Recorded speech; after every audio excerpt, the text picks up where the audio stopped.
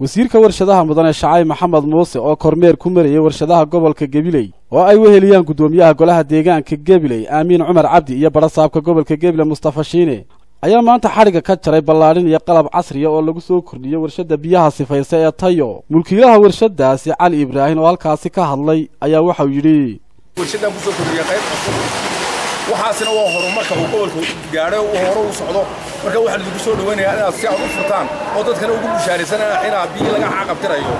oo gobolka dhaafayso oo ay gaarayso caasimadda Berbera Allahumma salli ala Muhammad Berbera way gaaraysaa Hargeysa way gaaraysaa qaybtaas oo dhammaan ilaa Boorama ilaa meel walba inaan sabal gareyn aan ugu talagalnay halkii aan ka soo saari jirnay 1500 ee kartoon waxaan ugu talagalnay 4500 inaan maalintii walba soo saarno si ay biyaan tayada leh caafimaadka leh ay wadanka oo dhan u gaaraan oo gobolka iyo kaliya ayna ugu koobnaan ee gobolada kale ayna la qabtaan ayna waxna la qabaan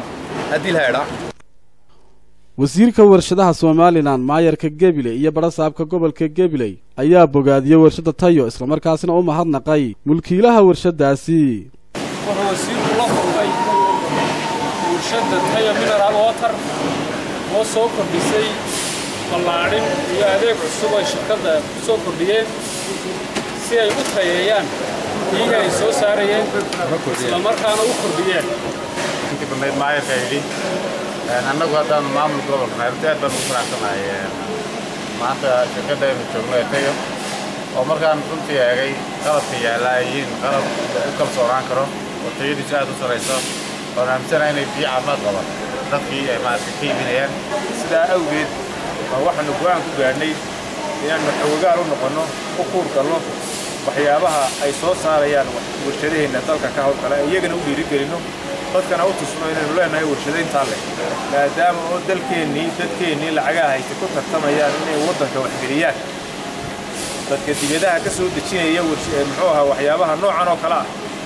biyaha la soo dejinaya saabuun baa la soo dejinaya wax kasta la soo dejinaya dad muwaadiniina noqda oo dadkiina tabcay wax soo saaraya wax ka iibsada annaga idin xiriyo warshadana ma tukala lamid wax ka iibsada taas waa qodob wadaniyada iyo dal jacaylku taas ku jirta inaynu wixiina ku faano waxaan mar walba ku celinayaa wadankeena inuu leenahay iyo wax soo saarkiisa wadanka aynu aamino gabagabadii waxa uu wasiirku kormeerkani ku soo maray warshadaha kale ee gobolka ka jira Mukhtaar Nuux Ibrahim Home Cable TV gobolka Gabiley.